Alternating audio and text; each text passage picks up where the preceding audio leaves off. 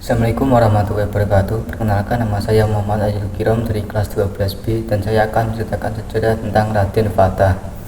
Raden Fatah, yang lebih dikenal sebagai Sultan Fatah, bukanlah sekadar nama dalam buku sejarah, tetapi ia adalah tokoh sentral yang berhasil mengubah konstelasi politik, sosial, dan budaya di Nusantara. Sebagai pendiri sekaligus Sultan pertama dari Kesultanan Demak, kerajaan Islam pertama di Pulau Jawa, warisannya melampaui sekadar kekuasaan. Berikut adalah ulasan mendalam mengenai biografi dan strategi dakwahnya yang visioner.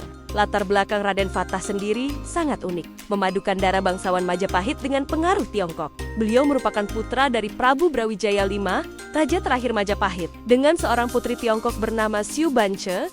Akibat dinamika politik internal istana, beliau kemudian dibesarkan di Palembang di bawah asuhan Adipati Arya Damar. Beranjak dewasa, ia kembali ke tanah Jawa untuk menimba ilmu agama langsung dari Sunan Ampel di Surabaya, di mana ia tidak hanya mempelajari teologi Islam, tetapi juga mengasah strategi kepemimpinan yang mumpuni. Atas arahan gurunya, Raden Fatah kemudian membuka hutan belantara di daerah Gelagahwangi. Berkat kecakapannya, wilayah tersebut berkembang pesat menjadi pusat perdagangan dan syiar Islam, yang pada akhirnya memproklamasikan diri sebagai Kesultanan Demak. Seiring melemahnya pengaruh Majapahit, sebagai murid para wali Songo, Sultan Fatah mengadopsi metode dakwah yang cerdas, persuasif, dan sangat menghargai budaya lokal. Ia sadar betul bahwa masyarakat Jawa saat itu sangat kental dengan tradisi Hindu-Buddha, sehingga pendekatan yang frontal hanya akan menimbulkan penolakan. Pertama, melalui pendekatan struktural, ia menjadikan Demak sebagai pusat gravitasi politik Islam. Dengan kekuasaannya, ia memberikan perlindungan dan dukungan penuh bagi para wali untuk menyebarkan ajaran Islam hingga ke pelosok Nusantara. Demak berfungsi sebagai pangkalan dakwah yang kokoh.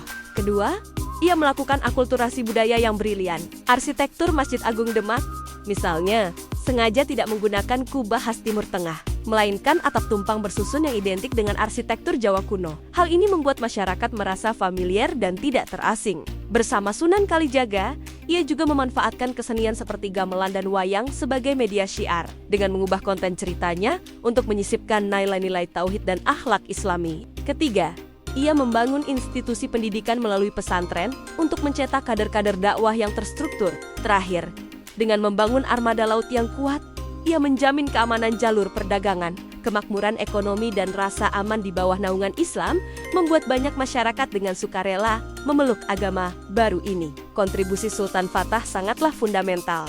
Secara politik, ia meruntuhkan hegemoni kerajaan Hindu-Buddha dan membangun kedaulatan Islam pertama di Jawa.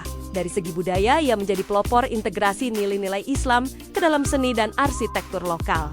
Secara sosial, ia perlahan menghapuskan sistem kasta melalui ajaran Islam tentang persamaan derajat manusia. Keberhasilan ini tidak lepas dari sinergi perannya sebagai pemimpin politik yang menghormati fatwa para ulama. Sultan Fatah membuktikan bahwa dakwah yang paling efektif adalah yang mampu menyentuh hati tanpa harus menghancurkan jati diri sebuah bangsa.